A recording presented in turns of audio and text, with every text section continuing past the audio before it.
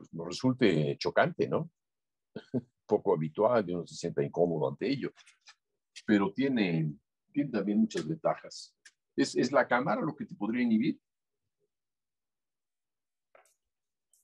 Yo creo que no, no Ok, tanto. Bueno, sí, un poco sí, en el sentido de que voy a aprenderla y no, no se ve nada, porque mi cámara está mal desde que la compré. Por ejemplo, necesito poner una luz y esa luz me daña un poco la vista cuando la veo directamente. Eso me inhibe un poco, pero fuera de eso, no creo que la cámara sea un factor. ok, O quizás saber que se está grabando. Sí, a lo mejor yo creo que es eso. ya. Son modalidades, costumbres y es igual que cuando uno va a la escuela por primera vez, ¿no? Ay, aquí hay mucha gente, ¿no? Tiene uno una reacción hasta cierto punto de rechazo. Ay, caray, hay mucha gente y de entrada dices, bueno, ya en cuanto toma uno confianza se siente uno mejor que solo, ¿no? Pero digo, para mí ahorita es muy, muy curioso también estar aquí en mi casa, pues puedo estar caminando en mi sala y al mismo tiempo estar dando clase o sentado en mi comedor o subir a mi estudio y desde ahí dar la clase en una sensación de ser más formal, ¿no?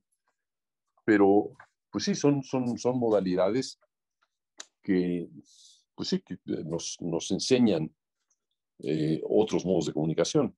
Yo vi muchos años clases en Estados Unidos, en Francia, y en Estados Unidos en particular, las clases eran para mí una sorpresa y hasta desagradable, ¿no? Llegabas a una clase y había pues, un alumno comiéndose un sándwich ruidoso de lechuga. ¿Qué es esto, no?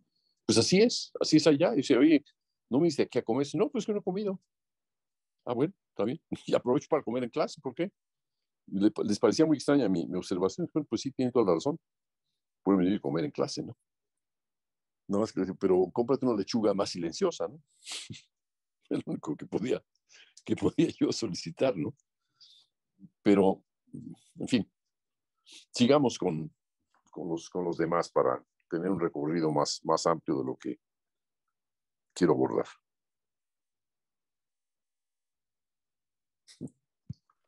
Fue Hola, chistoso lo que Julio. dijo. Sí, ¿qué tal, Shanti? Con respecto a las clases presenciales, pues me parece una muy buena idea, eh, aunque sí es molesto estarse moviendo en la ciudad en metro. Creo Pues sí, o sea, que podemos dedicar esas clases para actividades que se puedan hacer en grupo, ¿no? O sea, como hacer pues ensoñaciones en grupo, sí, ejercicios de improvisación en grupos, cosas que hace mucho tiempo no hacemos, ¿no? Y que eran muy interesantes y muy enriquecedoras. O sea, sí hay muchas cosas en las clases presenciales que no están en las clases en línea.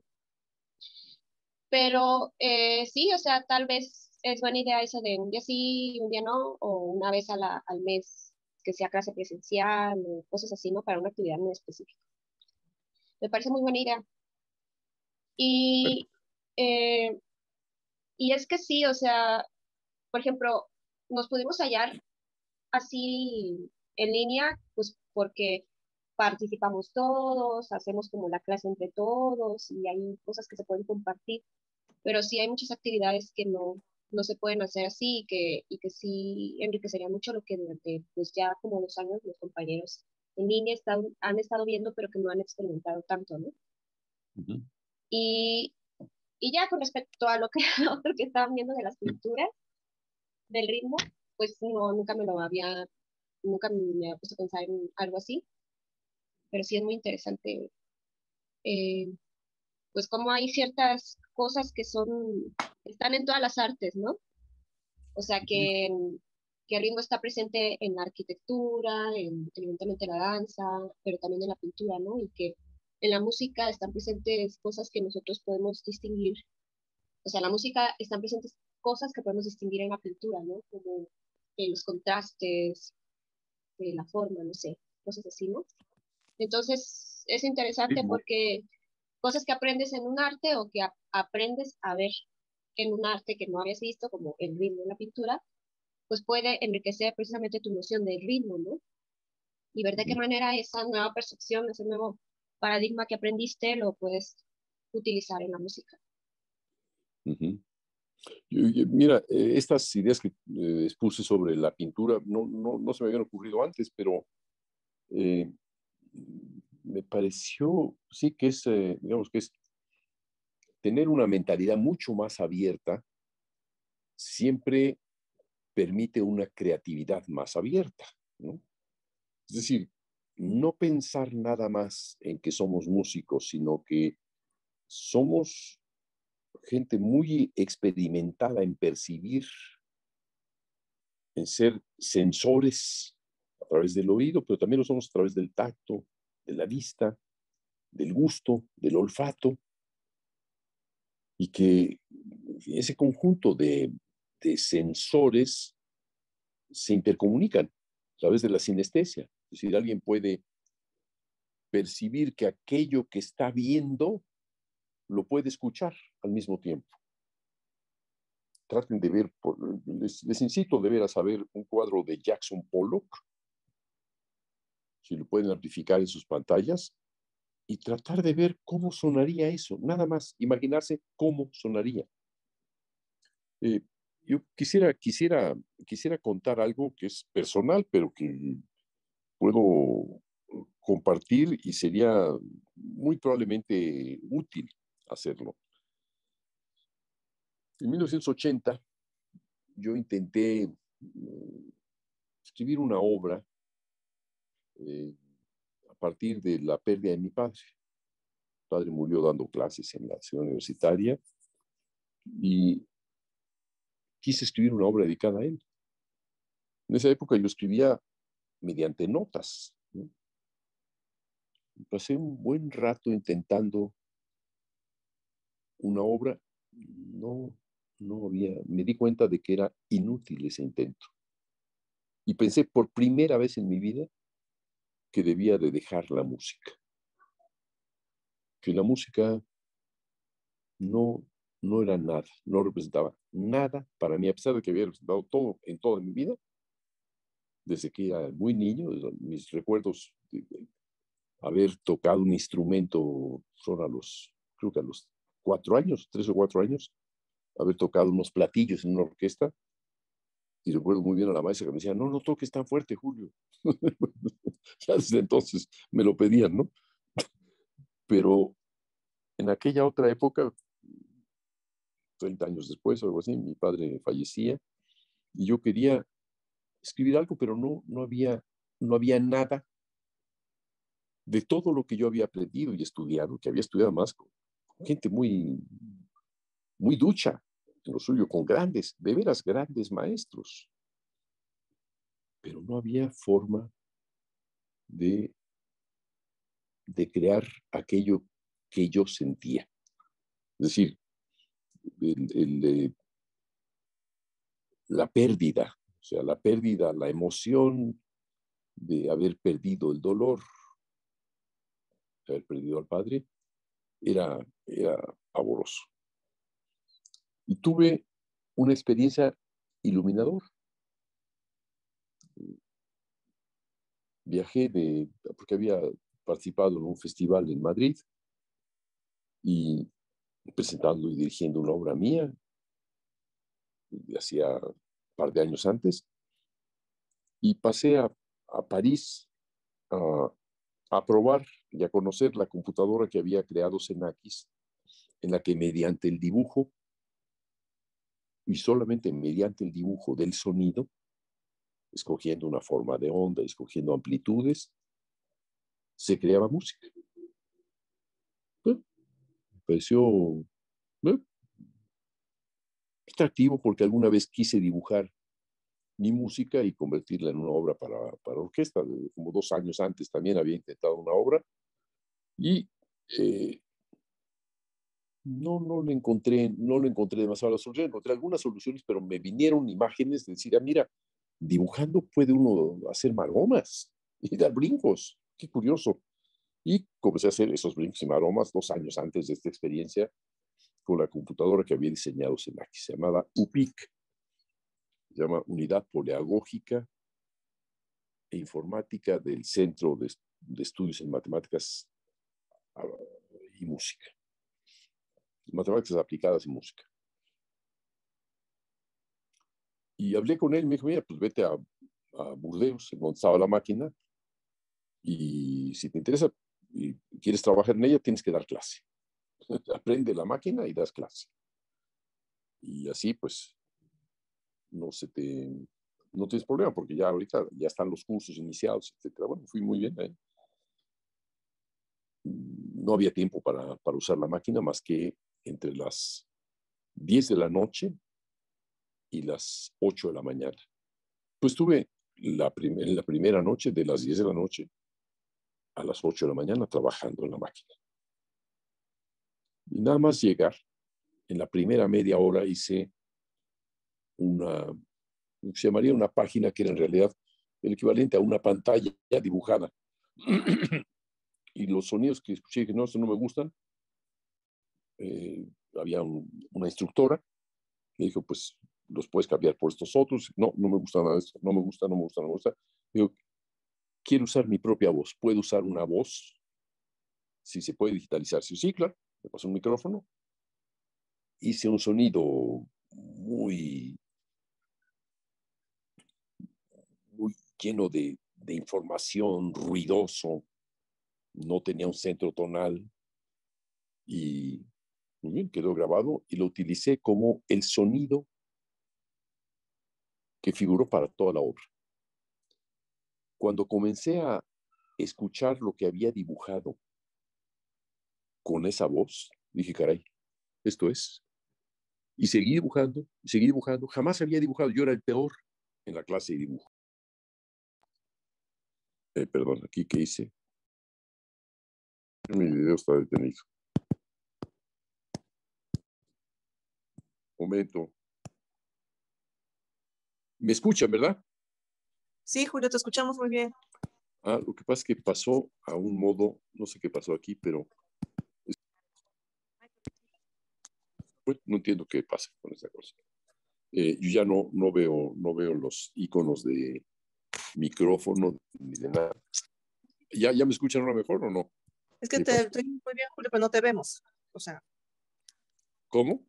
te oímos muy bien, pero no te vemos. O sea, pero sí te oímos bastante bien como... Ya, bueno.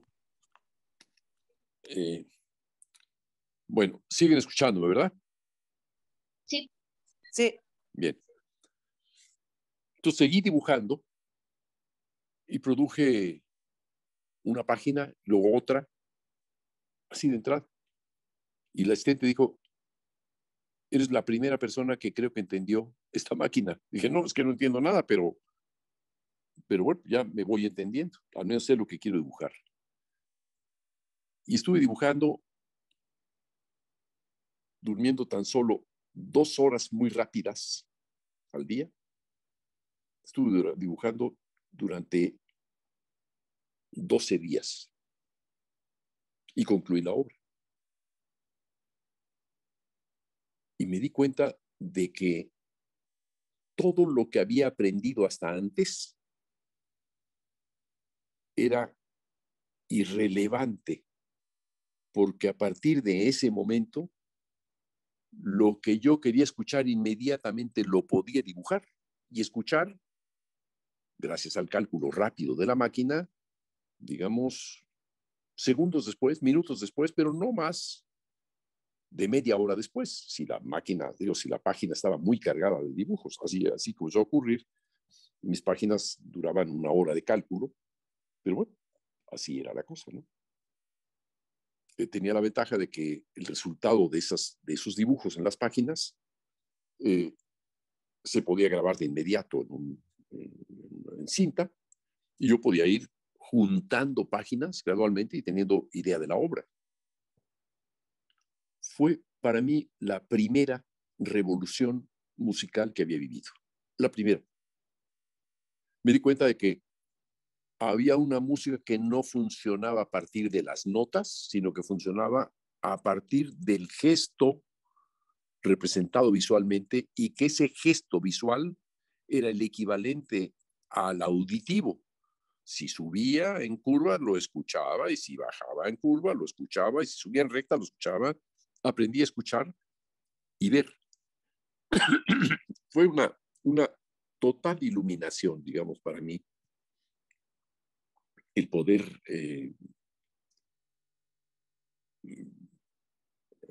¿me siguen escuchando? Sí. Sí. Sí, Ah, Julio. ok. Bueno, fue para mí una total iluminación el adquirir ese conocimiento en una noche, podría yo decir, en solo una noche, comparada con hasta ese momento, quizá 25 años de estudios formales de música. Quiero decir, 25 años de estudio porque yo no me he detenido en los estudios, sigo estudiando. No es que yo vaya a una clase de música, ¿no? Pero sigo investigando, que para mí es una forma de estudiar. Pero ese momento fue determinante en mi carrera. A partir de ahí entendí que podía dibujar y que el dibujo lo podía convertir a notas y obtener una partitura. Y con una concepción mucho más acústica o cronoacústica que tradicional. Esta experiencia me llevó a que en el plazo de 15 días tenía yo una obra producida de una manera exorbitante también, es decir, el producir una obra así de rápido y en esas condiciones tan frustrantes, porque a las 8 de la mañana, de 8 de la mañana a 10 de la noche yo daba clase. Tenía ya que dar clase con la maquinita, es decir, al segundo día yo ya me conocía bien la máquina y podía enseñarle a mucha gente. Y una de las grandes experiencias que pude vivir fue darle clase a músicos profesionales que eran los más rígidos imaginables de todos, darles clases a estudiantes de pintura o incluso pintores y darle clase además a invidentes. Fue quizá una de las experiencias más fuera de lo común y más reveladoras para mí. El entrar en contacto con gente que era invidente y que encontraba que mediante el dibujo podían tener una nueva percepción del mundo. Chicos y chicas que, por ejemplo, dibujaban el curso de un río y lo escuchaban. Y les revelaba, mira, así suena el Sena, así suena el Loira, así suena el Ródano, todo eso sonaba. Y ya reconocían lo que tenían por imagen visual en una imagen auditiva. Fue extraordinario, pero ahí sí entendí que la obra que yo hubiera querido escribir no era la que yo estaba intentando con los medios tradicionales, para nada, sino que este medio nuevo me abrió el camino a una expresión que era mucho más elemental, mucho más simple, en la que se parecía lo que yo estaba dibujando al viento. Me condujo a las experiencias de niño, 6 o 7 años, en el edificio de mi casa sobre Insurgentes, que en las tardes recibía el viento muy fuerte en la fachada, un edificio de 5 pisos, y se oía aquel viento, parecía una voz humana. Nada me impactó más de niño que esa voz. Y eso fue en gran parte lo que dibujé y que estaba vinculado con el duelo por mi padre. Es decir, que la obra es una especie de aullido de, de dolor, como son los aullidos, o bueno, la mayoría de los aullidos, y que realmente mostraba el lado físico y no abstracto o metafísico nada más de la música. Fue a partir de ahí que cambié radicalmente toda mi concepción de la música y dije, sí, ya volví a la música. Pero volví a una música que ni el propio Xenakis, que había inventado la máquina, le parecía admisible. Decía, estás echando a perder todo. La máquina no está concebida para eso. Le dije, eso no me importa. Tu máquina está mal concebida porque no puedo dibujar el ritmo. Qué tonterías. Dice, no, tú que no incluiste al ritmo. Se puede dibujar el ritmo. Y al año siguiente estaba yo dibujando el ritmo y creando una obra en donde se transitaba mediante el dibujo del ritmo al sonido. Todo esto fue la influencia poderosísima de una mente innovadora como la de Xenakis, que me mostró que había un acceso completamente distinto. Xenakis no escuchaba tanto como veía. Él había perdido un ojo en un accidente de la guerrilla en Grecia, y en realidad la música era una manera de, mediante lo visual, de reponer aquella pérdida. Y por otra parte, era una manera de solucionar todo lo que quisiera oír, es decir, que sus fantasías visuales se podían escuchar. Más que pensar como músico, yo pensaba como músico, él pensaba como dibujo, mucho más como un diseñador, como un arquitecto, seguía pensando como arquitecto y siempre pensó así, con recursos matemáticos y todo lo que quisiera, pero no dejaba de ser un pensamiento de tipo visual, convertido en un pensamiento de tipo audiovisual, claro. En fin, es lo que quería comentar. Quiero comentarles que mi teléfono tiene ya, como es en lo que estoy comunicando, porque no tengo internet en casa, tiene solamente 6% de batería. Voy a tener que conectarlo, pero tengo que estar lejos de él. No veo cómo regresar a la...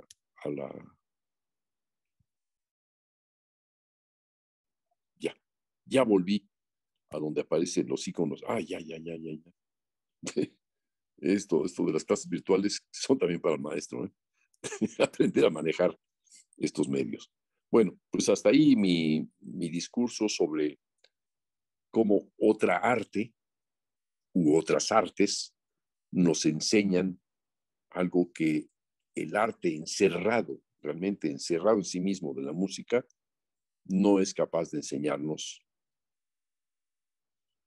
y nos mantiene en un universo, para mí, todavía muy limitado. Podemos quitar esas limitaciones. Muchos de ustedes vienen al laboratorio, entran de casualidad porque resulta que no pudieron entrar en otras clases que hubieran deseado, pero aquí digamos que son las clases de los que no pudieron entrar y de los que no tienen cabida por su forma de pensar en otras clases. Quiero decir, no tienen cabida porque el tipo de música o el tipo de creación que les interesa no se corresponde con el tipo de enseñanza que podrían recibir. Entonces aquí sí, no es un experimento, es un laboratorio. ¿Y por qué laboratorio? Porque es una forma universitaria de asociar la creación con la búsqueda. En una formación, ¿sí?, de estudiantes que no tienen talleres. El taller es parte de eso, del antiguo maestro renacentista, etcétera. Pero no aprendemos nada más eso. Aquí podemos exponer ideas, métodos nuevos, explorar. Yo no digo experimentar, no me gusta la palabra experimental porque cayó en un uso poco de juego y de poca importancia a la creación. Se experimentan creaciones. No, se crea. La creación no es un experimento. Esas son ideas muy gringas, digamos, muy del modernismo artístico gringo, ¿no? Que todavía hay algunos que piensan que sigue existiendo, que así como el pensamiento de John Cage y toda esa gente que ya desaparecieron del mapa auditivo, yo creo, ¿no? El pensamiento, ese tipo de pensamientos no produjo más que frustraciones enormes en las universidades de quienes fuimos maestros o alumnos, de gente que pensaba que mediante el azar de su provocación o su control, me refiero a la provocación del azar Cage y su control Xenakis, que mediante ambos accesos al azar se podía crear. Los resultados no fueron realmente muy halagüeños, no fueron muy ricos, ¿no? Artísticamente. Entonces sí hubo experimento. Y esa parte de experimentar, podemos experimentar una percepción, pero experimentar la creación como experimento me parece una contradicción. Se crea como parte de una convicción, de una lucha, de un desempeño, de una conjugación de factores como imaginación, sentidos, percepción, representación, ¿sí? El hecho de podernos imaginar, representar aquello que queremos crear, diseño, lo había dicho igual que representación, y finalmente consolidar la obra en una forma, ya sea una forma auditiva, en vivo, con instrumentistas o con voces, o con medios electrónicos u otros, ¿no? Mecánicos, ¿no? Sí. Bueno, para que hablen los demás y vaya yo cargando mi batería en silencio, espero a las nuevas manifestaciones de quienes están todavía en silencio. No teman hablar, no hay inconveniente en que hayan aparecido al final. Escucho, lo escuchamos.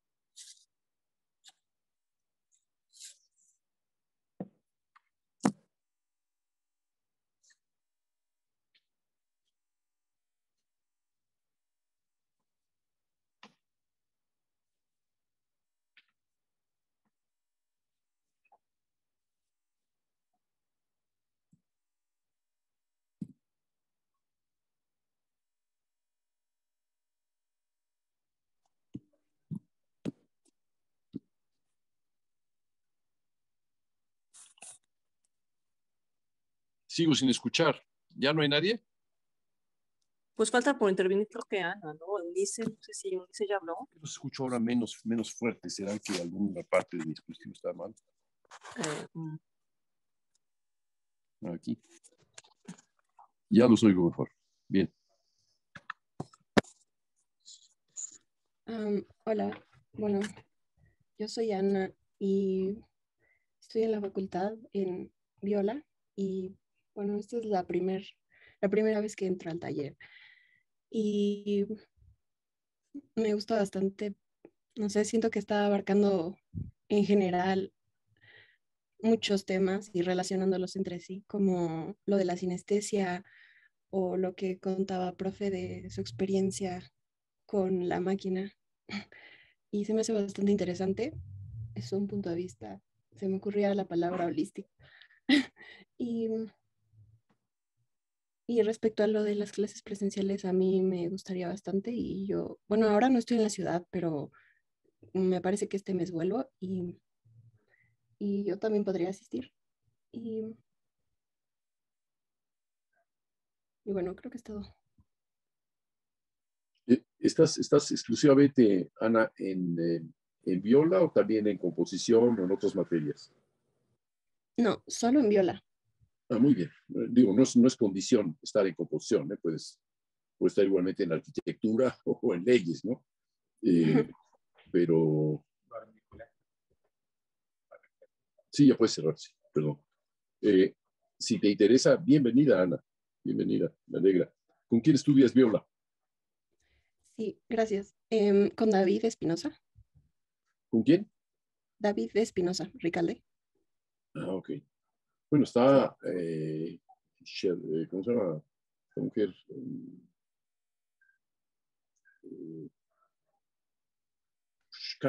Caramba. La rusa, ¿cómo se llama ella? Profesora de viola en la facultad, parece. Ah, claro. No ¿Eh? recuerdo su nombre. ¿Cómo?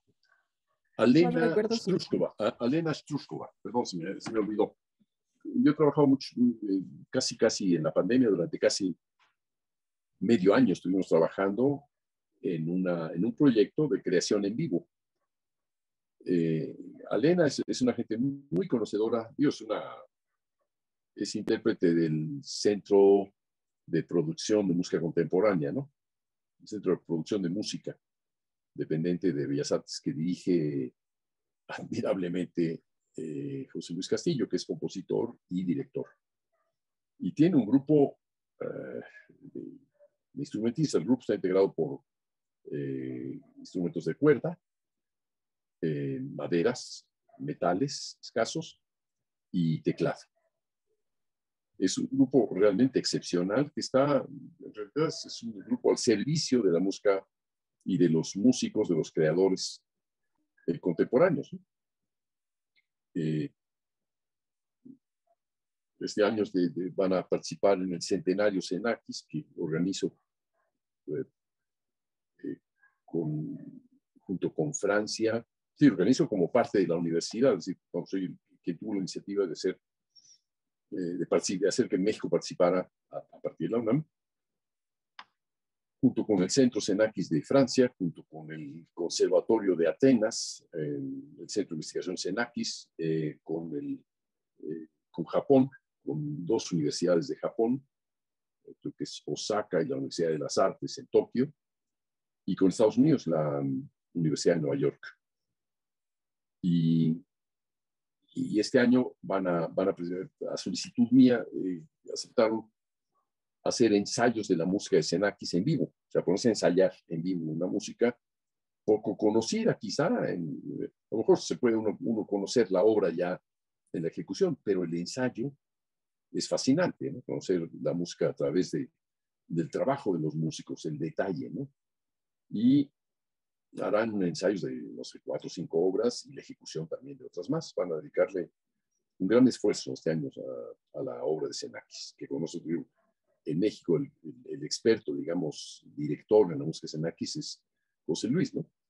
En alguna época yo dirigía conjuntos, pero no había nadie más. No me importa que no sea yo director, pero dirijo, ¿no? En el sentido de sí saber entender la música y presentarla. Y José Luis, pues es una gran figura de la música contemporánea en México, es un hombre muy atento a las corrientes actuales y con una formación de primer orden, ¿no? Es un muy gran músico, muy gran músico.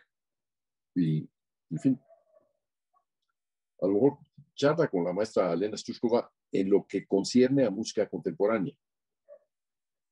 No conozco a la maestra que mencionas, yo no tengo casi contacto con los maestros de instrumento, pero sí te puedo decir que en viola está Alena, que se formó en el Conservatorio de Moscú y es alguien que aparte de todo le interesa la creación, el proceso de crear. Es autora de improvisaciones o de obras o de ejecuciones, generalmente a solas. Quizá te sirva de algo conocerla, dado que te interesa asistir como oyente a estas clases, ¿no? ¿En qué año vas de viola? En, en sexto semestre de propedéutico, profe. Sí. Ah, muy bien, ok. ¿Comenzaste directamente en viola o comenzaste por violín? En viola directamente. Ah, mira, qué bien. ¿Y por qué viola? Sí, se me hizo un timbre muy cálido y ni demasiado grave ni demasiado agudo. No sé, desde la primera vez que la escuché, lo decidí. Eh, ¿Podrías decir de algún compositor que haya sido violista? conocido. Bartók. Ah, tocaba la viola, yo quería tocar el piano. No sé si tocaba la Creo que viola. tocaba la viola. Bueno, ¿Eh? también Bach tocaba la viola, pero no sé si la misma viola que estudió. Ya. ¿Alguien más antiguo? Hay un compositor que no sé de qué época es, pero que he estado escuchando bastante, que se llama Darius Milhaud, que Darius no sé. Milhaud fue maestro de Xenakis, fue contemporáneo de Honegger, era el grupo de los 6, este hombre, Darius Milhaud, francés, de provincia, o sea, francés del sur, de esos franceses con un acento muy, muy latino, casi italiano, casi español, un gordito, encantador, precioso. Hay una obra de él que se llama La creación del mundo, que a mí me parece la obra más atractiva de la música, una de las obras más atractivas de la música orquestal del siglo XX, ¿no? La creación del mundo de Luis Milhaud. Tenía una Oh, hija que wow, vivía aquí sí, en México, Madeleine Milhaud, sí, Cuernavaca, mía, por cierto, su hija. Venía con frecuencia a México. Yo nunca tuve la oportunidad de conocerlo, sinceramente. Pero alguien más que sepas que tocara la viola, de los antiguos, de los viejos, bueno, de los clásicos. Campagnoli puede ser. ¿Quién? O Mendelssohn, creo que también era violista. Ok, mira, Casadesus, Henry Casadesus. en casa de O, Sus. Sí, ok. Yeah. sí. O Schubert. ¿Schubert tocaba la viola? Sí, me parece que sí. Ah, mira, eso no sabía. Bueno, te diría esto. En época de Haydn se formó un cuarteto. Haydn era el primer violín, el segundo violín creo que era el padre de Mozart, el violonchelo era Dittersdorf y la viola era Amadeus Mozart. Oh, wow. Eso Qué no sabía. curioso que alguien que haya escrito obras para violín, conciertos para violín, que haya escrito conciertos para piano, notabilísimos unos y otros. Cuando tocaba en cuarteto, se situaba en la viola. Hay una biografía de Mozart, de un biógrafo inglés, no recuerdo, pero que se llama la Enciclopedia Mozart, por cierto. Y es uno de los mejores acercamientos que haya, porque es muy diverso, de los mejores acercamientos que haya a la figura de Mozart. Hay incluso dentro una suerte de diccionario Mozart. Y cuando se aborda este cuarteto, es uno de los primeros cuartetos que existió, está narrado por el cónsul cultural de Inglaterra en Viena. Decía haber asistido a un concierto en que estaban Haydn, Papa Mozart, Mozart hijo, Dittersdorf. Eventualmente podría haber algunos otros músicos, pero Haydn y Mozart, o sea, en diagonal, ¿no? Primer violín y viola, como grandes figuras, ¿no? Como grandes figuras. Y ahí fue donde Mozart aprendió, o sea, con Haydn aprendió la escritura de los cuartetos. Haydn tenía decenas de cuartetos y Mozart, de ese aprendizaje cercano a Haydn, escribió sus 6 cuartetos dedicados al maestro. Y cuando uno escucha la música de Mozart para cuarteto, hay que estar vigilando qué hace la viola.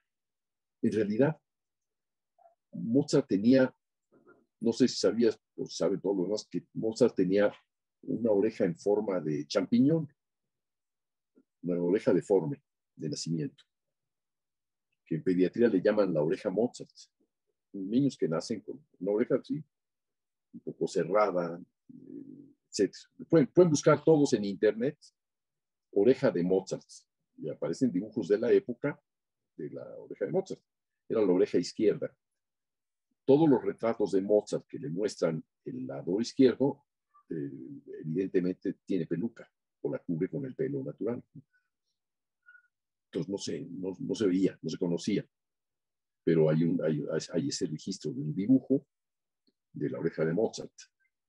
Si la logran ver, En internet es muy fácil, se encuentran enseguida. Verán la forma de la oreja, ¿no? Tiene unos canales más exagerados, ¿no? Y yo he conocido a 2 personas que tenían oreja Mozart y cuando les dije que, hombre, qué maravilla, ¿no? Algunos no se sintieron muy halagados de que les hablara yo de su propia oreja, porque se sentían molestos, ¿no? Pero no, enseguida les dije, bueno, pues tienes un privilegio, ¿no? Tener una oreja como Mozart, ¿no? Pero, ¿qué es lo que hay detrás de esa oreja de Mozart y el hecho de que tocara la viola? Uno puede escuchar las melodías de Mozart y son todas muy ágiles, brillantes, que tienen un movimiento muy independiente, fantasioso, etc. Pero los acompañamientos de Mozart son casi la discreción. Son muy, en general, si piensa, por ejemplo, el acompañamiento de Mozart en el cuarteto de cuerdas o en el piano, como su mano izquierda acompaña a la mano derecha. La mano derecha se mueve a todos lados, pero la mano izquierda hace movimientos muy cerraditos, el llamado bajo de Alberti, que son todos.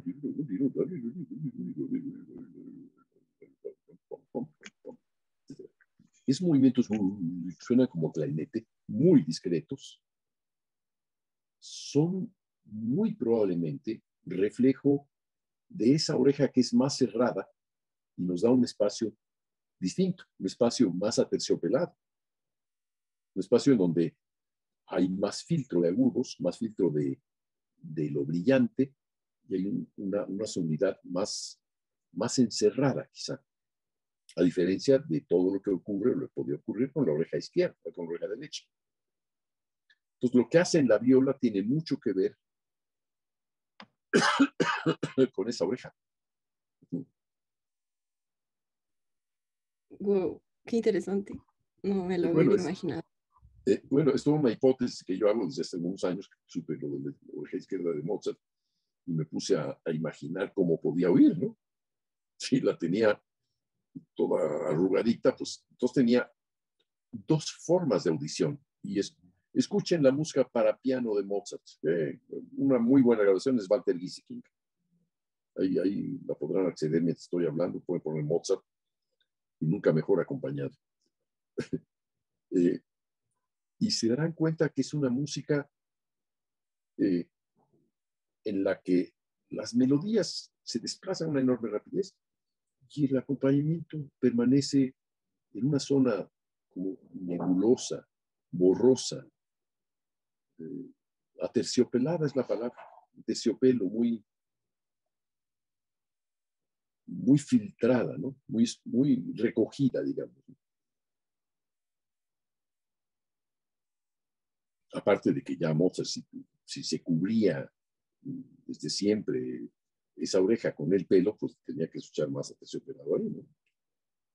Pero también la otra oreja, pero en fin, esta percepción tan singular, pues es una experiencia de lo privado, del mundo privado biológico, ¿no?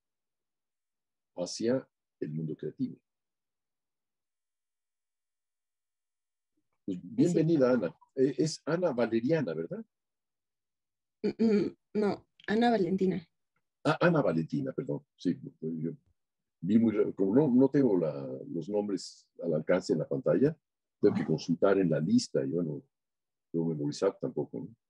Bueno, pues bienvenida, Ana, muy bienvenida. Y ya verás si te encuentras con esta maestra, no sé, o si vas a algún concierto de Cetromus, ya verás, es una buena colega en viola. Puedes saludar. Sí, profe, muchas gracias.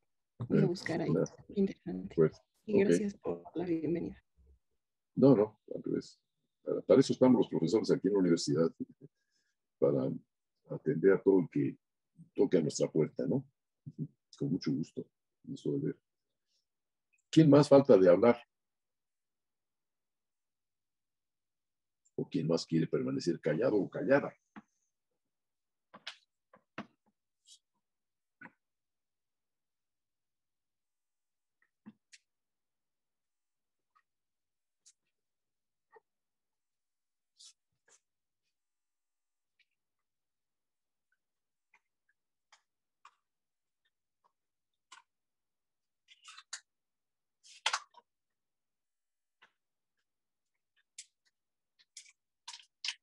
Pues ya me voy.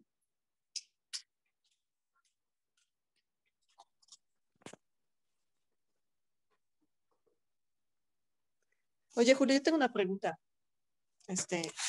Con Judith, respecto a las obras, sí, es que yo ya, bueno, ay, y después te escribo por lo de la tesis, ya está. Este, no, te quería preguntar sobre los proyectos que estamos generando con las 2 horas que nos diste. Es, em, son para el final de semestre, te podemos empezar a mandar cosas. Y con respecto a los dibujos, yo los estoy haciendo un papel de dibujo y te quería comentar si te los mandamos escaneados. ¿Prefieres escaneados o prefieres foto? Pero yo creo mejor escaneados, ¿verdad? Para que... de acuerdo con las facilidades que tengan ustedes, si tienen la posibilidad de escanear, Sí, em, sí. perfecto. Creo que la palabra española, aunque no estoy muy seguro después de haber revisado el contado, podría ser escadrillar, Ah, porque sí, es sí, pasar por una rejilla, es una cuadrícula, cadrillar, sí. escadrillar, como escanear. Ajá. Y entonces, te iba a comentar que nosotros, lógicamente, por ejemplo, yo que escogí George Crumb, Ujú. necesitamos, por ejemplo, es que se me ocurre, nosotros hacemos una propuesta analítica, este, y nos vamos directo a lo global de la obra, porque pues es una obra larga. Entonces, no sé si, para mí son 13 imágenes, y hay algunas que son imágenes derivadas de una imagen. Entonces, este, en cada imagen te vamos haciendo la descripción, te vamos haciendo la descripción del análisis auditivo visual, o en qué aparato analítico nos estamos basando. Podremos Yo diría hacer. que en un aparato que inventen, Ah, ¿no? Que perfecto. inventen un método propio, el que Sí. más, en realidad, Ujú. para hacer un análisis, Sí. creo que uno llega con herramientas Ujú. y si uno quiere aplicar esas herramientas a una obra, se puede, siempre se puede. Pero resulta que uno entonces ve la obra más desde el punto de vista de la herramienta Ujú. que desde el punto de vista de la obra misma. De acuerdo. Yo diría que cada obra, exagerando, Sí. es una obra original, Ujú. y en ese sentido diría yo independiente, autónoma, Sí. nos puede incitar a un modelo nuevo de análisis. Pues si Ujú. llegamos si llegamos con esta idea musicológica, ¿con qué herramienta puedo Ajá. contar? Es un poco como un sastre que dice, bueno, aquí tengo estas tijeras, voy a usar tijera fina, porque es una tela finita, del igual, es una seda, ¿no? Sí. O si es un casimir pesado, voy a usar una tijera gruesa. Eh, o voy a usar hilo más delgado o más grueso o medio, lo que sea, o de este color o de este otro. Pero esta idea de contar con Ujú. una herramienta previa, Sí. yo diría que uno debe de contar con conocimientos generales Sí. y preguntarse si son apropiados, si sirven, si alcanzan a, a servir. O sea, a lo mejor puede haber un tipo de conocimiento, un tipo de análisis que puede ayudar, pero hay otro tipo de análisis que también puede ayudar, y hay otro tipo de análisis que puede ayudar. Bueno, a lo mejor nos podemos decir, ¿y no habría un análisis general para este tipo de obra? Ujú. Que la propia obra nos esté diciendo y que no lo alcanzamos a ver porque tenemos los velos que nos ponen los métodos que conocemos, Ujú. ¿no? O sea, si, ya, no hablemos de música, hablemos de pintura. Sí. ¿Qué análisis pondrías tú para Modigliani, para Monet y para Van Gogh? ¿El mismo tipo de análisis? No, por ¿Uno supuesto. distinto para cada uno de ellos? ¿O uno que fuera distinto para cada uno de ellos y al mismo tiempo que sirviera para compararlos? Mm.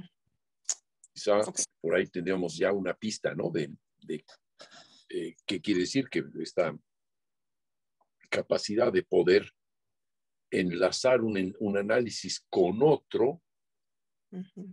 siempre y cuando mantengamos una una mirada muy particular sobre cada uno de ellos y mantengamos la singularidad de cada uno de estos casos, nos podría ayudar a lo mejor en el análisis comparativo, ¿no?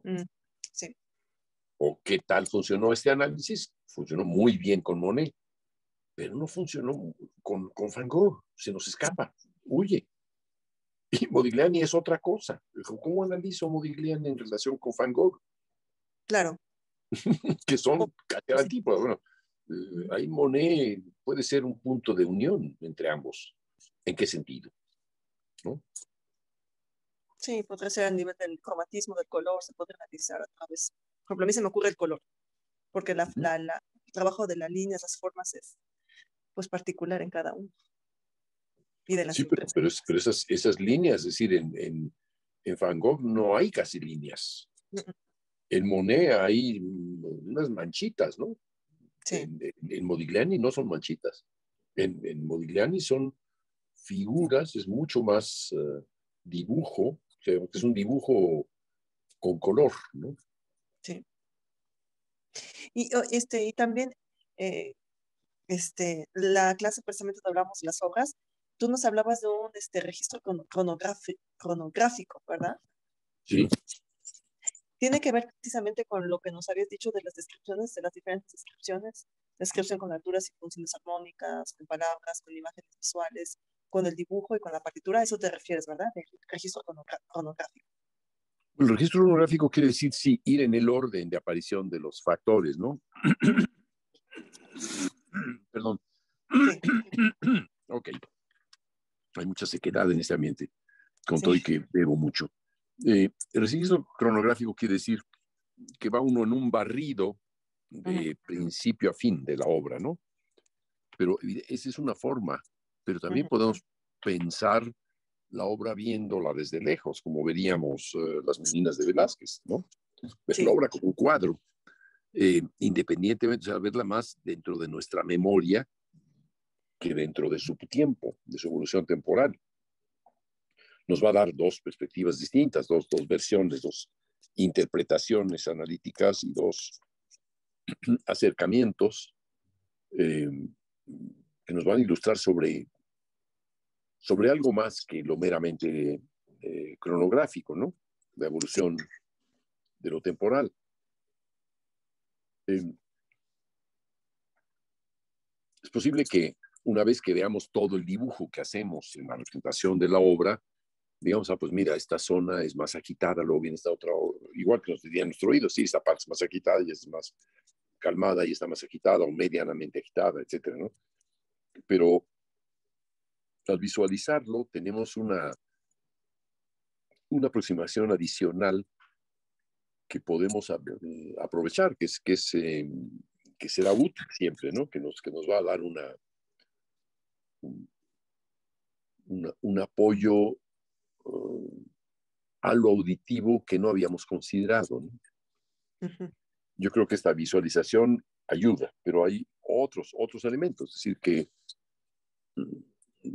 si juzgáramos con cada uno de nuestros sentidos la obra que estamos escuchando, ¿qué tan táctilmente cómo sería? Gustativamente u olfativamente cómo sería? Visualmente sí, la podemos registrar correctamente y sí seguir el curso visual, pero ¿cómo la vemos? ¿No? Sería una obra, lo que estamos escuchando se parecería más a Modigliani, a Monet o a Van Gogh, o sería de plano Pollock, o sería, no sé, Adams o Motherwell o algunos pintores, digamos, de la década de los 50, 70, por ahí, ¿no? Sí. ¿Cómo se llamaba aquel que pintaba cuadros de un solo color? Rothko, por ejemplo, ¿no? Es decir, creo que esa forma, digamos, en pinturas, digamos, en pintura se acostumbra que hay un cuadro de un color y otro de otro color y otro de otro color. Entonces podemos casi interpretar como si fueran movimientos de una evolución, ¿no? Sí, Pero tenemos que aprender a ver lo que está intentando cada arte pictórico a través de una obra y derivar, ¿no?, de ello una experiencia perceptiva, ¿no? ¿Qué es lo que nos está pidiendo percibir, ¿no? ¿Y cómo haríamos eso? Por ejemplo, ¿cómo trasladaríamos esa percepción a una percepción auditiva, ¿no? sí, Julio. Bueno, en fin, yo lo que diría es que cuanto mayor libertad haya, cuanto mayor exploración, Sí. usemos la palabra exploración más que eh, experimentación. Sí. Cuanta mayor exploración tengamos de casos analíticos, pues yo creo que podremos aprender mucho más de nuestra propia disciplina. No tanto aprender más de tal obra o tal otra, no. Es aprender de nuestra propia disciplina y del vínculo que hemos creado con ella. Gracias, Julio. No, de nada. ¿Quién falta? Es que hay levantadas 2 manos. Miguel. Yo no veo manos. ¿Quién? ¿Ah? ¿Miguel y quién? Miguel y Carlos, perdón. Pero primero levantó la mano Miguel. Pues órale, ahí van, en ese orden. Gracias, Judith. Sí.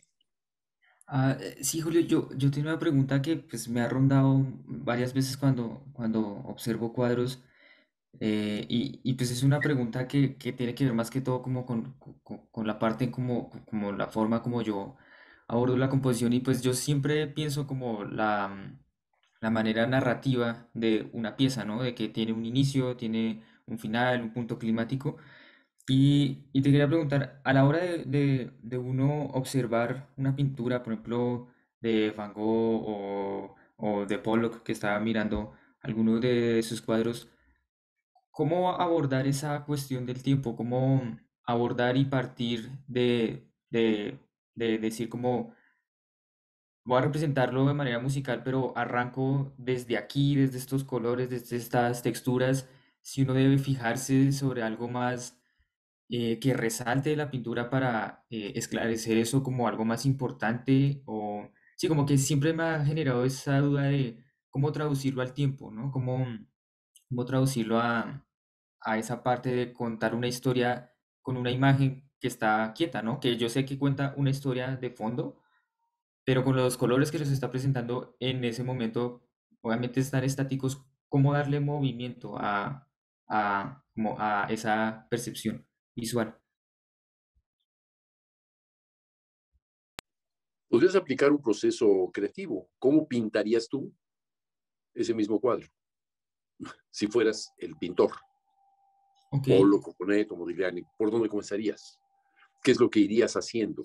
Y esa narrativa, digamos, de tu lectura del cuadro, que es la misma lectura que tenemos ante las meninas o ante cualquier cuadro, vemos todo de conjunto, de golpe, ¿no? ujú, Tenemos una impresión de golpe y esa impresión comienza a moverse encima de esa superficie, ¿no? Estamos observando esa superficie y comenzamos ya a distinguir cosas, nos parece tal aspecto o tal otro con mayor interés visual o algo que no habíamos notado. Y a partir de ahí comenzamos, pues se quiere a entender más el contenido, ¿no? Yo creo que habría que cerrar los ojos primero ante la pintura y verla, así de pronto, ahí está. Y una vez que la estamos viendo, decir, bueno, tomar nota de lo que hemos visto y de cada nueva cosa que vemos. Apuntar así una notita, sea, del lado derecho abajo, del lado tal, arriba, de tal, al centro, tal cosa, un poco cargado a la derecha, tal otra. Y así, tomar nota de esa evolución sensorial que tenemos frente a la obra, la manera en la que la estamos percibiendo, ¿no? Y qué deducciones sacamos de ella. Eso es, digo, lo hacemos permanentemente. ok, Permanentemente, es decir, hay un libro muy interesante que se llama La conciencia viviente, del doctor José Luis Díaz, que es profesor de nuestro posgrado en cognición, Y es autor de un libro muy, muy, muy interesante y revelador de cómo funciona nuestra conciencia. Eh, Justamente la cognición musical nos estaría revelando una forma de conocimiento, ¿no?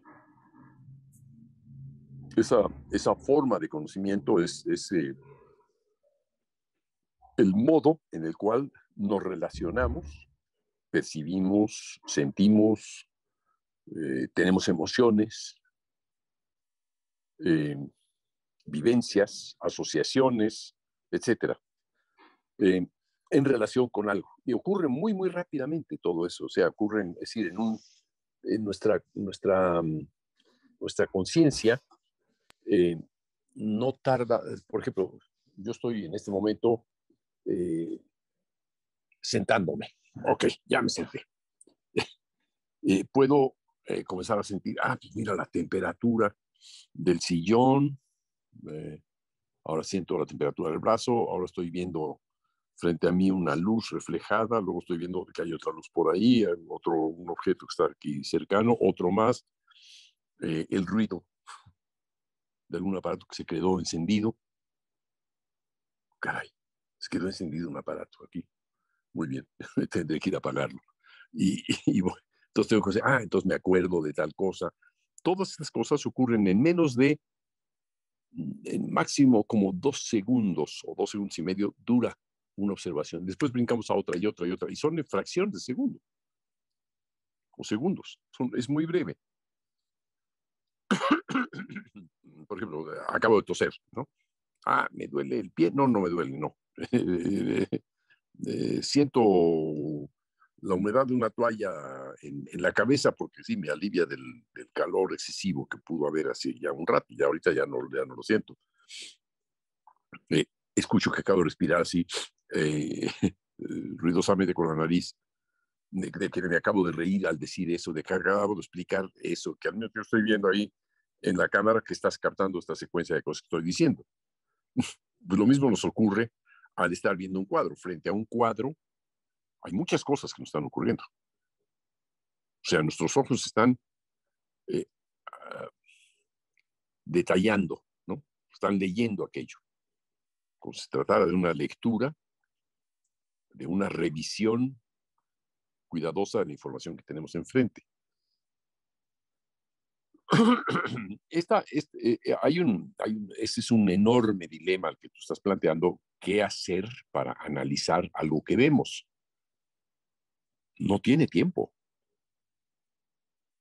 El tiempo de un cuadro es el que le estamos dando.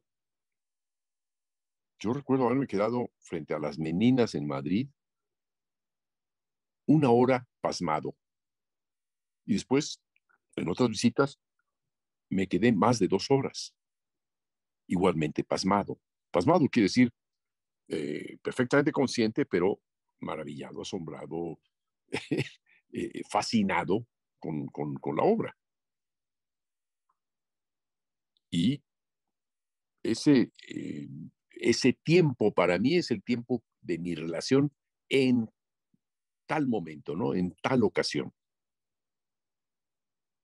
Recuerdo haber intentado ver Van Gogh en el museo en Ámsterdam, el Museo Van Gogh en Ámsterdam, y entendido que estaba teniendo que ver junto con visitantes que pasaban delante del mismo cuadro, se quedaban 3 segundos y seguían caminando por otro lado. Y quizá me veían más a mí esperando que ellos se fueran que al cuadro, porque digamos que estaba yo ahí esperando a estar en esa observación privada del cuadro. Es uno de los cuadros que más me han impactado emocionalmente y afectivamente incluso de Van Gogh. Ahora explicaré lo que entiendo por emoción y afecto, ¿no? Pero un cuadro que es un campo, un cielo de estos azul metálico, cromo, el campo con trigo, esta franja de trigo, que todos son esos brochazos de Van Gogh hacia arriba, ¿no? Donde está el aire, o hacia donde está la tierra. y un conjunto de cuervos, o sea, unos pájaros negros, 4 o 5, que están volando en el cielo. ¿Qué dice el cuadro? Pues es algo muy privado, nos dirá algo muy distinto a cada uno de nosotros, ¿no? A mí me provocó una emoción que era estar maravillado frente a algo que jamás había visto de Van Gogh. Es un cuadro desolado, en un paisaje en que no hay personas, están solo esos cuervos negros, ¿no? Con un anuncio fatal, parecía algo así. Y llegó a emocionarme, digamos, a nivel de afecto, decir, esto es algo muy, muy cercano, o sea, puedo compartir, o Van Gogh está compartiendo el dolor. El afecto se comparte, el afecto es algo de un individuo y otros individuos. ¿Qué son individuos? Puede ser la naturaleza, o puede ser otra persona, o puede ser un animal, o puede ser algo, ¿no?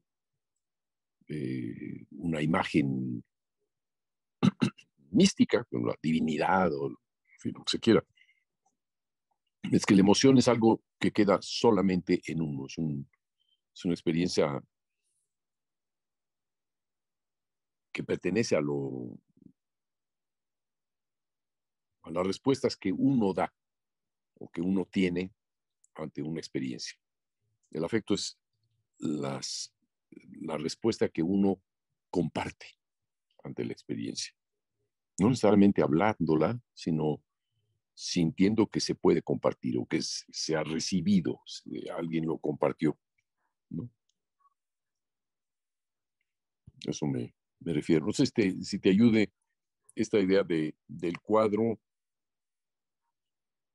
Sí, la verdad sí, bastante como que no había pensado eso de cómo yo pintaría cierto cuadro, por ejemplo, y como cuál sería el proceso, ¿no? De qué manera yo le daría inicio, ¿no? Que puede ser muy diferente pues a como lo pudieron hacer ellos.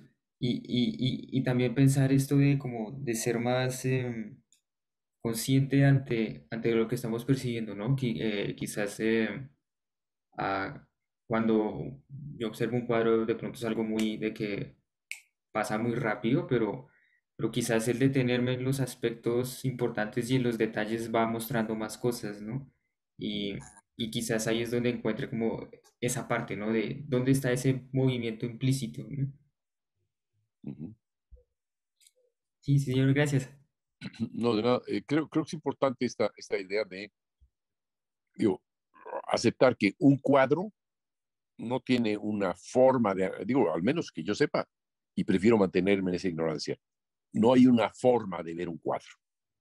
Decía Judith hace un momento, ¿cuál sería la herramienta analítica apropiada para tal obra de música, ¿no? De Cromb, por ejemplo. Pues no lo sé. Yo preferiría tener una vivencia personal en relación con la obra y a partir de esa vivencia ir enriqueciendo mis reflexiones. Creo que sería lo mismo que nos pasaría, por ejemplo, ante un cuadro. Un cuadro de Van Gogh visto por un pintor nos diría muchas cosas, seguramente nos revelaría cosas que jamás habríamos supuesto que podíamos ver. El pintor quizás nos diría, mira, comenzó aquí y terminó aquí mismo, en el mismo punto. Podrían decirnos un pintor una cosa así, ¿no? Fíjate bien, en este punto es el inicio y el final del cuadro. Pues podría ser toda una tesis sobre las meninas diciendo que es la mano de Velázquez que sostiene el pincel, el punto donde inicia y el punto donde termina. Ahí da la última pincelada, dice, aquí, ya está.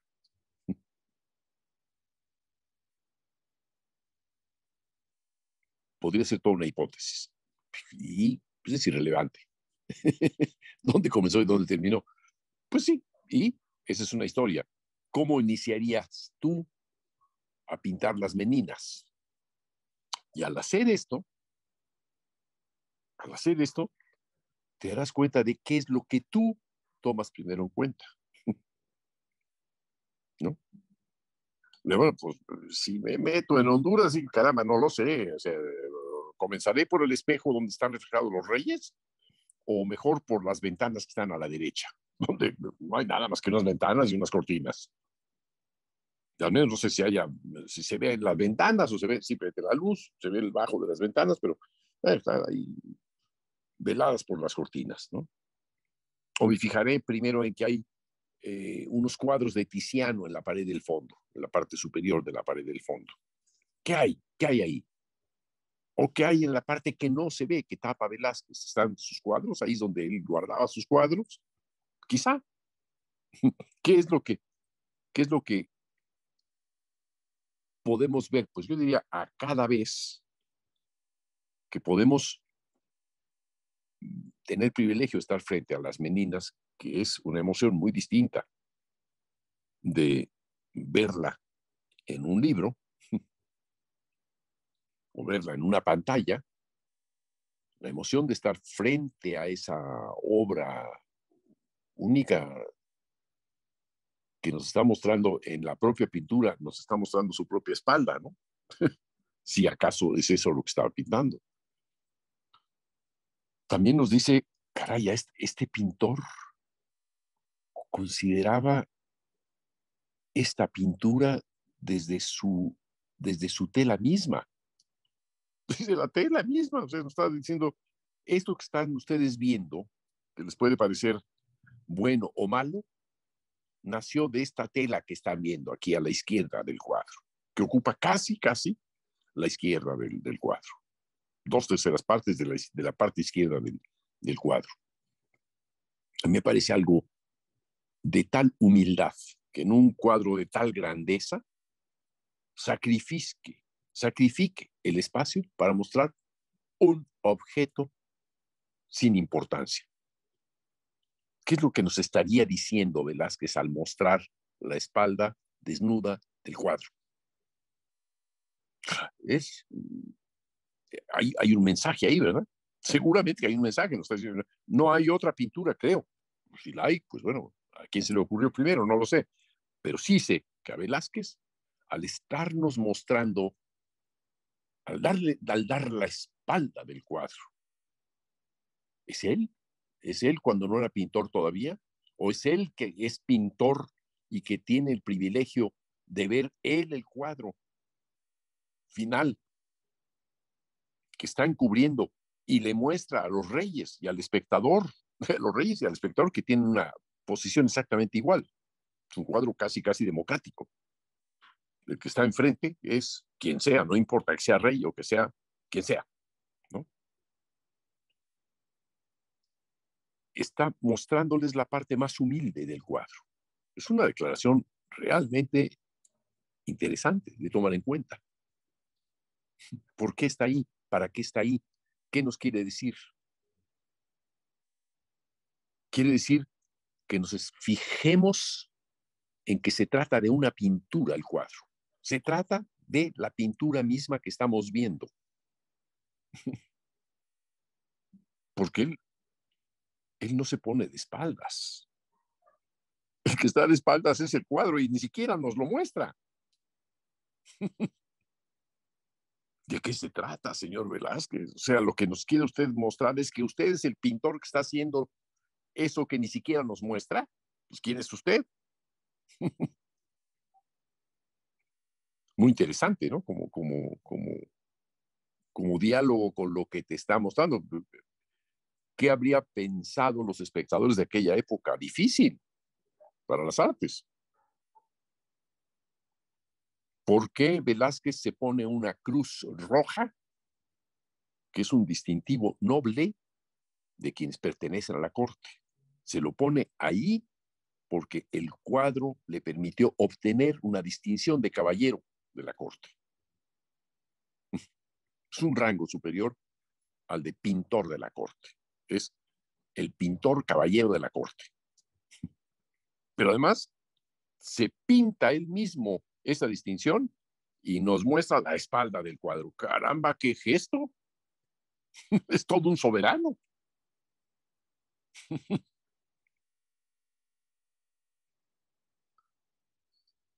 ¿Hay un tiempo para ver las meninas? Sí, hay un tiempo, pero hay un tiempo realmente de reflexión, como lo haríamos ante un coral de Bach o una pasión de Bach, ¿no? Son larguísimas y dónde comenzó y dónde terminó, ya se nos olvidó dónde comenzaba, ¿no? O una ópera de Wagner, ¿no? Son estos murales. Si han tenido ocasión de ver pinturas o se han estado en París y ver directamente los nenúfares de Monet que están expuestos en ¿cómo se llama el museo? La Orangerie, en la parte baja del museo. ¿Eh? El Jeu de Paume, sí, el Jeu de Paume, sí. Están en la parte baja del museo. Es un óvalo enorme donde las paredes son solamente Monet. Es solamente Monet, es un continuo.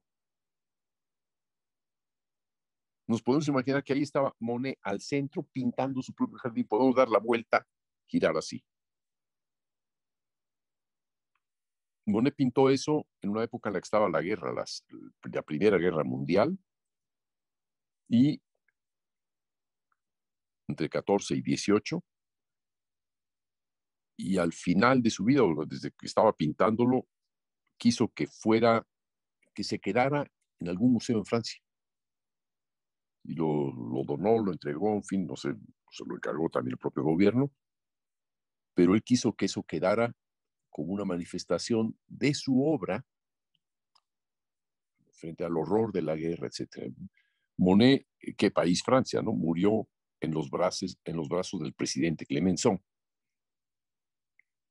Qué cosa, ¿no? El presidente de Francia teniendo los brazos a ese pintor que donaba su obra. Caray. Qué gesto, ¿no? Un vínculo entre las artes y el gobierno, entre las artes y la jerarquía. Es la más alta jerarquía del Estado se inclina ante una de las más altas jerarquías, que es la creación, ¿no? ¿Qué ver en la pintura? Pues ver más allá, ¿no? Hay una parte que ve más allá y que es lo que quizá en el fondo nos quieren hacer todas las pinturas, ver más allá. Modigliani, por ejemplo, en general no pintaba los ojos de sus modelos mujeres, excepto algunas. Los ojos de Jeanne Buterne, su esposa, sí están dibujados, los ojos azules. Pero no más allá, él no concedía la mirada a todos, no les daba mirada. Esa mirada que hay, ¿no? En el ser, no se la concedía a todos. Se la preservaba a algunos o algunas. Hay algo ahí es una manera de ver, ¿no?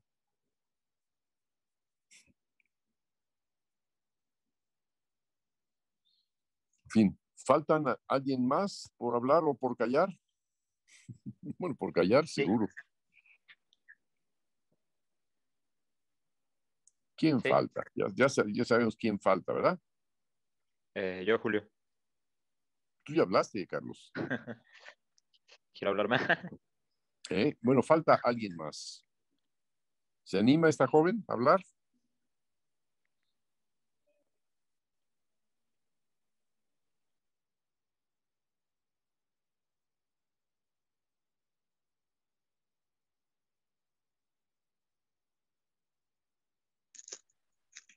Ay, hola. Se animó Marisol. Muy bien. Bueno, yo solo quería comentar algo muy breve. Hace rato que hiciste el comentario de la máquina foliagógica y vino así como algo de mi experiencia de vida como tía de un sobrinito muy inquieto y pues se me hizo como como que yo lo vi como que la experiencia tal vez que podía uno vivir en esa máquina era como lo que yo veía que mi sobrinito hacía en sus juegos, antes de que aprendiera, por ejemplo, a leer o a escribir, porque falta ya lee, pero él empezaba a hacer sus juegos, le gustaban mucho los trenes, pero hacía los sonidos, antes incluso de dibujar, o sea, él hacía mucho los sonidos de los trenes, porque aparte vivía al lado de una estación de trenes, y cuando empezó a tomar los lápices, pues él dibujaba mucho, pero cuando dibujaba hacía los sonidos. Entonces yo me fui dando cuenta que tenía que ver los ritmos que él hacía, e incluso como las velocidades que él manejaba, con, con incluso la fuerza de sus trazos, ¿no? Con la rapidez de los movimientos. Y pues se me hace muy bonito, ¿no? Ver, como lo estabas comentando, me hace como, pues, un proceso así muy bonito, muy innato, muy genuino del ser humano, ¿no? Que quizá yo lo voy a ver en él y yo me pregunté por qué yo no hacía eso o cuándo había dejado de hacer eso. Y pues también otra cosa que me gustaba de ver pues era que además él cuando percibía los sonidos él hacía con el lápiz, porque a veces dibujaba con mucha fuerza, pues como esos sonidos como que cobraban vida en sus historias, son lo que él se estaba imaginando, y pues aparecía como que le daban otro giro, ¿no? A su historia. Y pues nada más eso de cómo él tenía ese proceso y solo digo. Pues muy interesante, Marisol, lo que acabas de decir, o sea, porque en realidad una vivencia que escuchaste, que yo narro, eh, la pones en paralelo a la vivencia de un sobrino, de un niño, ¿no? Que cómo pinta y al mismo tiempo cómo pinta, pero pinta también algo que oye, ¿no? Está influido por lo que estaba escuchando y lo va pintando, ¿no? Hay una experiencia muy, muy hermosa en eso. Y a mí lo que me diría es esto, es que tenemos que entender que el niño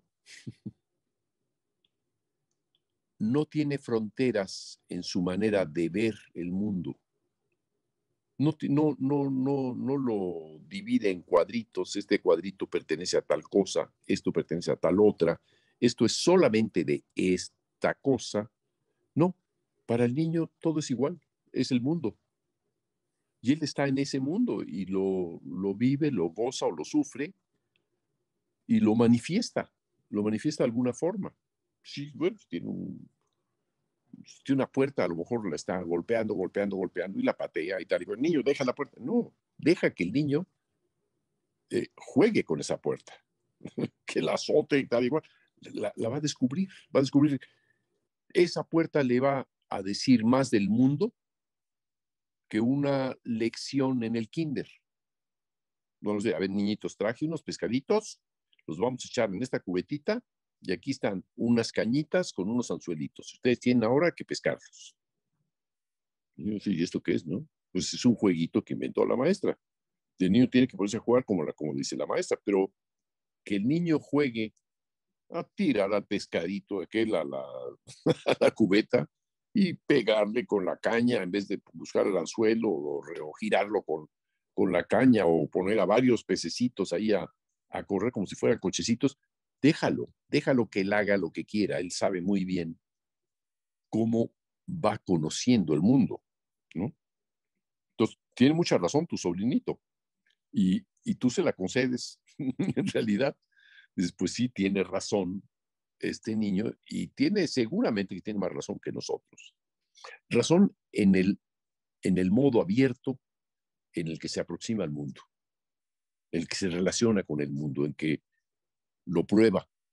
No existe un método para el niño de decir, a ver, niño, para que entiendas una casa, abre la puerta y cierra la puerta, abre la puerta y cierra la puerta, abre la puerta y cierra la puerta. ¿No? No, así no. Verá, se descubrirá que esa puerta, si se cierra, se quedó en otro lugar. Si se abre, está entre dos lugares. Si entra al nuevo lugar, sabe que el otro lugar está todavía ahí. Entonces decide, ¿abro, dejo abierto o cierro? O entrecierro. Y así, cuando quiera, me escabullo. ¿Sí? La manera de pensar de un niño es muy inocente. Y esa inocencia es fundamental. Es fundamental. Einstein era un gran niño. Velázquez, cuando pinta a las meninas, ¿no es acaso un niño que dice, Jugamos a las escondidillas. Voy a pintar algo, pero no te voy a mostrar qué es. No te digo, no te digo. Se lo digo a mi cuate que está allá al fondo en la escalera arriba. Él es mi cuate, José. Que sí, él sí sabe, pero los demás no. No les digo. Y que vean así nomás la parte de atrás de lo que estoy haciendo. Y yo soy aquí el dueño del lugar. Aquí tengo mi pincel, con esto pinto y borro. Y pongo y quito. Pues hay un niño probablemente ahí, ¿no? Debió haber un niño. Y hay una mente, donde hay una mente creativa ha habido un niño. Y un niño domina, en el sentido de la inocencia que descubre algo y que para sí mismo y lo comparte. Eso en arte lo comparte con los demás. El niño que ya entendió que era la puerta y lleva a sus amiguitos y dice, mira, ábrela, se abre aquí. Y el amiguito dice, sí, mira, Adán. Entonces el amiguito la abrirá de otra manera y hará otros juegos y la azotará contra la pared que queda a un lado o la rayará para decir, aquí estuve, ¿no? O sea, un niño tiene una forma de conocer que nosotros hemos olvidado. Y yo creo que tenemos la ventaja, como si fuéramos una serie de capas, de etapas de la vida superpuestas, en las que si nos quedamos solamente en la última etapa, seríamos unos viejos. Pero si consideramos que somos esa suma de etapas, pues entonces somos algo más, somos como un árbol que tiene ramas en la parte inferior y ramas en la parte superior, ¿no? Y ramas en todas partes, en todas las direcciones. Está constituido por una multiplicidad de elementos que le permiten ser múltiple, no una sola cosa, ¿no? Esa riqueza que nos dan las distintas etapas de la vida sugeriría en arte la utilidad que tienen. Quizá para un científico no, para el científico le interesa saber cuál es el último conocimiento, o sea, cuál es el último avance que ha habido en esta tecnología o en torno a este tema de orden científico. Nos puede interesar a todos, como músicos, cuál es la última obra de tal, o cuál es el último instrumental del que disponemos, o cuál es el último método, como preguntaba Judith, para poder analizar tal o cual obra. Pero también el observar el mundo con inocencia, o sea, volver a esa etapa con inocencia, con asombro, con un sentido de descubrir por nuestra propia cuenta cómo son las cosas, es en arte algo particularmente valioso. Particularmente valioso. Nosotros pensamos, digamos, la sociedad moderna nos ha organizado de tal manera que a ustedes, músico, ¿qué quiere ser? Violista, compositor, como yo le estaba preguntando en su momento a Ana, ¿no? Ana Valentina. ¿Qué eres? ¿Y es esto nada más? Está bien, lo que ella quiera hacer. ya verá ella si va a amplificar o no esos intereses que tiene. Muy probablemente sí, muy probablemente no, no lo sé. Pero ese interés por querer conocer algo más de lo que está en lo que se supone es una carrera de violista, está hablando de que hay una forma de posible enriquecimiento a través de la experiencia cognitiva en otras áreas que tienen que ver con su propia área, ¿no?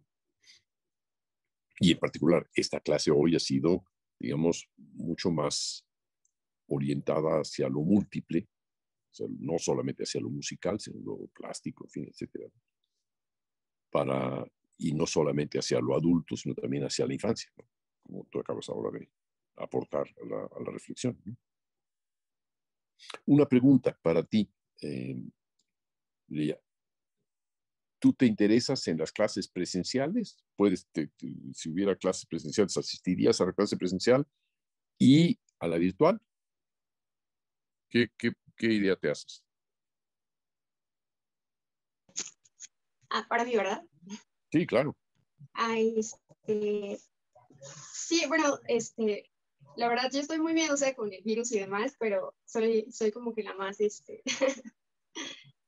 no sé, tengo muchísimas como precauciones, pero para sus clases sí claro que sí quisiera ir, igual en virtual, en presencial, como para, en avión, en tren. Un día haremos una clase en algún avión, sí, en un cohete espacial, ¿no? Claro. Por el momento estamos en una situación más parecida a un cohete espacial a que algo muy conocido, ¿no? Esta idea de estar a distancias y a distancias que ni siquiera sabemos.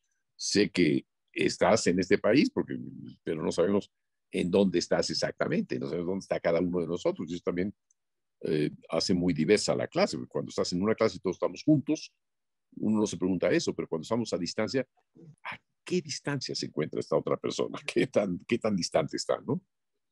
Pero cuando aparece Judith, me pregunto, ¿estará en Francia o está en México? No, pues está en México. ¿Y dónde está en México? Ah, está en Puebla. Ok.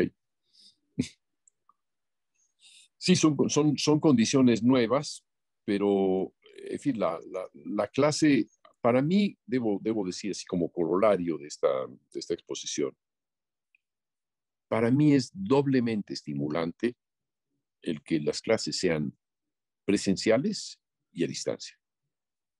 Me parece muy, muy interesante como una experiencia nueva. Hablando con mis amigos biólogos hoy en la comida, uno de ellos decía, las clases prácticas, no, esas tienen que ser presenciales. Digamos, por ejemplo, Ana Valentina, pues cuando está trabajando la viola, pues es mejor que esté cerca, o Judith, que toca el piano, pues también es mejor escuchar a algún maestro o a algún alumno, ¿no? Si tiene, ¿no? Y eso, por el momento, no tenemos una tecnología que supere la cercanía, ¿no? Distinguir el instrumento, distinguir cómo hay muchos aspectos que se están viendo al instante, mientras que una cámara pues se enfoca en algún aspecto y no en todos los aspectos, ¿no? Una clase de piano, pues tienes que estar viendo toda la figura del ejecutante y ya entender cómo están colocadas las manos en el teclado, cómo hace tal pasaje, pues ya es más específico. Entonces necesita haber una aproximación atenta a todos los cambios que te puedan interesar, cómo está manejando el pedal, ¿no? Cómo está manejando el paso de las páginas, etcétera, ¿no? Eh, cómo escucha, con qué atención está o no escuchando lo que está tocando, ¿no? Con qué atención está viendo la partitura o la tiene de memoria. ¿Cómo son ese conjunto de factores en una clase presencial se detectan de inmediato y en una clase a distancia no? Entonces la parte práctica es muy importante, ¿no? Ver cómo se reacciona al escribir un pasaje. Tenemos unos sonidos y vamos a dibujarlos o a escribirlos ya directamente. Ver cómo trabaja cada quien. Enseguida notamos quién está más atorado en la parte del dibujo o más desenvuelto en el dibujo o más atorado en la parte de la anotación o más atorado, igual, ¿no? Y sí, la práctica es importante, por eso sí, es útil volver a clases presenciales, aunque yo diría que en un porcentaje que podemos calcular entre todos e ir discutiendo y avanzando sobre ello, ¿no? ¿Hay alguien que no quiere y no puede estar en clases presenciales? Sí, porque le resulta estar muy lejos, porque realmente no puede, no es capricho, es más, esta pandemia nos ha enseñado, sí, que tenemos, bueno, que a lo mejor hay que estar todavía manteniendo distancia. Sí, quien quiera mantener esa distancia está bien. Yo, digamos, a mi edad, tengo el privilegio de poder decir, me mantengo a distancia. Pero aún así, me parece que es parte de mi responsabilidad no estar necesariamente todo el tiempo a distancia, sino que debo estar también en presencia, ¿no? Y si esa presencia tiene que estar en algún lugar que convenga a la mayoría, pues ahí estaré. Habrá que buscar dónde, ¿no? Muy bien, Mireya. Por fin hablaste para contar una experiencia con tu sobrinito. pero que es muy, muy ilustrativa, ¿no? También me alegra que te haya hecho pensar esta clase en tu sobrinito, porque sí, en gran parte yo defiendo el carácter infantil, esa capacidad que tienen los niños, esa me parece en arte es fundamental. Picasso una vez dijo, eso nos lo dijo Leonardo Requejo cuando venía a las clases, dijo que Picasso había dicho que se había pasado la vida intentando pintar como un niño. Una idea muy hermosa, ¿no? De alguien de esa calidad de pintor, ¿no? Y si está diciendo eso, que quería pintar como un niño, quiere decir que de niño descubrió la pintura, que fue ese momento mágico, incluso sagrado para él y para cuantos no, en el que te das cuenta de que quieres hacer esto. ¿Y por qué? Porque tienes un potencial y tienes habilidades y lo entiendes aunque no lo hayas estudiado. No necesitas realmente haberlo estudiado antes para entender que eso es lo tuyo. Y de eso se da uno cuenta generalmente muy temprano en la vida, siendo niño, siendo puber, ¿no? Siendo joven. Esos descubrimientos son algo que nos acompañarán durante toda la vida, cuando nos dimos cuenta que queríamos ser tal cosa, intérprete o creador o investigador, por ejemplo, musicólogo en nuestras disciplinas, ¿no? En fin, bueno, muy bien, Mireya. ¿Alguien más que quiera participar? Quería a Carlos Perdomo hablar. Sí, estoy algo preguntón hoy. No, bueno, el que menos entiende y el que más pregunta es el que más aprende. No tengo duda. Es decir, el ignorante, llamémosle de una manera, además yo considero la ignorancia una forma fundamental de aprendizaje. Aquel que viene a clase y dice, ya sé, sí, ya sé, ya sé, ya sé. Bueno, ¿para qué vino a clase? A pensar que ya sabía, muy bien.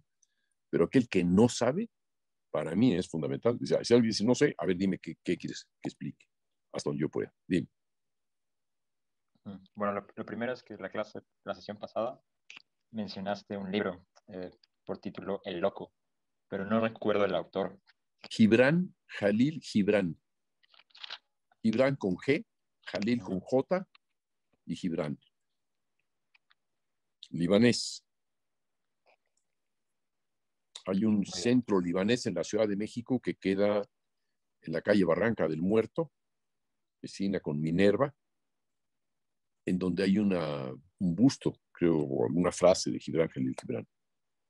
El centro libanés muy importante. Es parte que es un magnífico club y tienen una muy buena comida libanesa. Probablemente ahí, bueno, los libros de Gibran Jalil Gibran en cualquier librería buena de la ciudad puedes conseguirlos. Puedes solicitarlos por internet, ¿no? Sí. La calle del Muerto, ¿cierto? Barranca del Muerto. Barranca del Muerto. Barranca del Muerto, o sea, es una calle que atraviesa Insurgentes. Primero está Churubusco, más al sur está Barranca, como avenida principal, Barranca del Muerto, muy cerca del Teatro Los Insurgentes, el teatro. Muy bien. Y yendo hacia el sur, tomar Barranca del Muerto hacia ¿cómo está eso? Hacia el este. ¿Qué dijo Eunice, Shanti? Que se retira. ¿Cómo? Que ya se retira, que nos desea buena noche. Ah, bueno, chao. Chao, Eunice. Chao, Julio. Bye. Ok, bueno. Vale, pues, Bárbara dice que fue chistoso lo que dije del mosquito, que hubiera sido divertido de ver, pero como es clase de radio no hizo falta. Pues sí, está bueno. Sí, pero digo, cuando me di cuenta es que lo tenía en la mano Nunca los había atrapado así tan rápidamente. Ya. No es que lo viera, lo vi, hice el gesto y se quedó en la mano. Últimas intervenciones. O chao. Ya, son las 9:03. Si les parece, dejamos ahí la clase. Les dejo como sugerencia que comiencen a ver pintura y arquitectura y a leer poesía o literatura, a ver teatro, a ver cine, y que piensen cómo lo pensarían como músicos o qué música harían a partir de la experiencia de observar otras artes. Si ven danza, la danza parecería ser una forma silenciosa de hacer la música, aunque siempre se pone alguna música, pero ¿qué es lo que hacen? Es el movimiento. Independientemente de que muchas formas de danza tienen movimientos estereotipados, hay otras que no, que son movimientos muy, muy distintos. La danza butor, por ejemplo, que es una danza de reflexión, de meditación, creada después de la guerra de Hiroshima, Japón. Observen otras artes y piensen en el vínculo que pueden tener con ellas a través de la música. Quizá eso les despierte percepciones, sensaciones, emociones que no han considerado y aprendan de esa experiencia y de esa exploración de otras artes, ¿cómo dibujarían ustedes? ¿Cómo diseñarían un edificio? ¿Cómo harían una escultura? Inténtenlo. ¿Sí? Tomen un trozo de plastilina e intenten hacer figuras las que quieran. Tomen un papel y un lápiz y escriban un poema, una frase, un diálogo teatral o un diálogo de una novela, o describan literariamente una escena, o una escena que puede no tener humanos, puede ser, no sé, el cielo, lo que quieran. Observen y dense cuenta que sus capacidades múltiples les pueden multiplicar sus vínculos con aquello que hasta estos momentos parece ser central.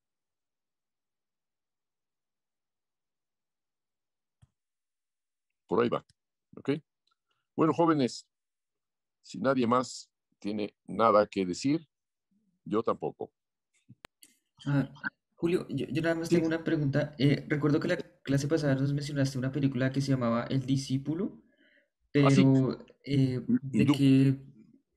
¿de qué director es? No lo sé, ¿O, no lo sé, o cómo no la lo podemos veré. encontrar? El discípulo, película hindú. Ok, película hindú. Ok, Probablemente esté en YouTube, ¿eh? No ok, sería imposible que estuviera en YouTube. En Netflix no la he encontrado. ok, Pero ok. es una película realmente muy, muy hermosa para los músicos, porque además es para la enseñanza de la música. Es un viejo maestro del canto hindú y tiene un discípulo. Ok, Tiene varios discípulos, pero uno en particular que es el que le da el título a la película. Y cómo el maestro interpreta y las cosas que le dice al discípulo. No le dice al discípulo, aquí te equivocaste en esta nota o aquí te fuiste muy rápido. No, no, no. Filosofa, filosofa. ¿Sí? Son observaciones muy finas las que le hace el maestro sobre lo que el alumno hizo. El alumno es escuchado por el maestro. ok, Y lo que hace el alumno es imitar lo que el maestro ha cantado, lo va desarrollando, lo va aprendiendo, lo va memorizando y lo rinde en un momento dado, ¿no? Está la rendición de memoria de lo que ha aprendido.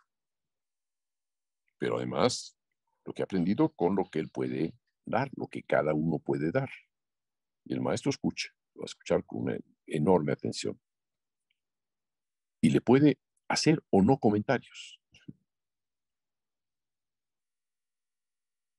Establecen ahí una relación muy